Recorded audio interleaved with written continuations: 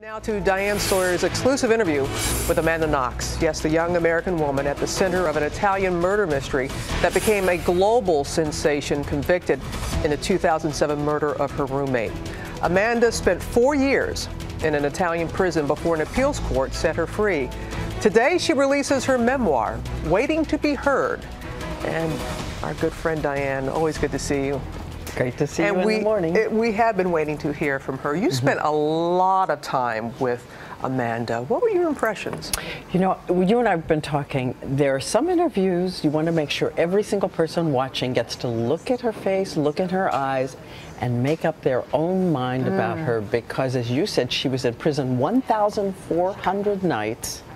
She's been fighting this now for 6 years, and she just learned, right before this interview, she just learned that another Italian court says she has to start it all over again. So every word she was saying could affect her freedom. Here's what she said about the blow of that decision. What was your reaction when you heard the Supreme Court decision? It was incredibly painful. I felt like after crawling through a field of barbed wire and finally reaching what I thought was the end, it just turned out that it was the horizon, and I had another field of barbed wire that I had ahead of me to crawl through.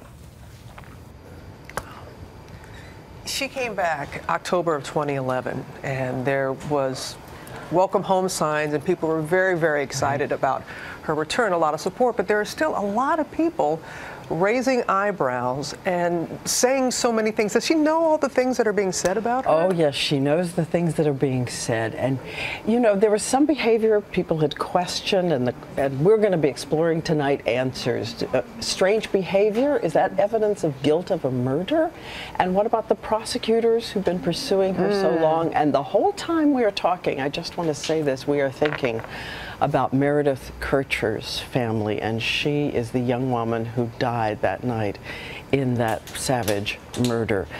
But Amanda Knox will tell you that she could not believe the portrait that was being painted of her, and it's a cautionary tale, she says, for everybody about your website, about what you do, and what can happen if someone wants to use it to destroy you. I was in the courtroom when they were calling me a devil.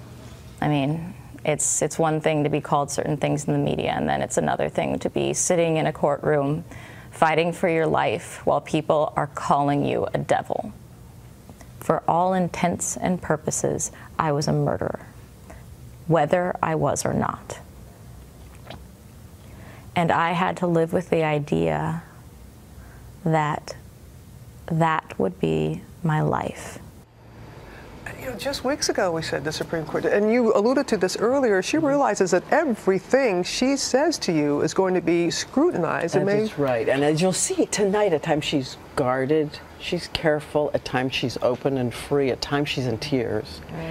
And we also go back to Seattle to see her with her family as they learn that it's not over.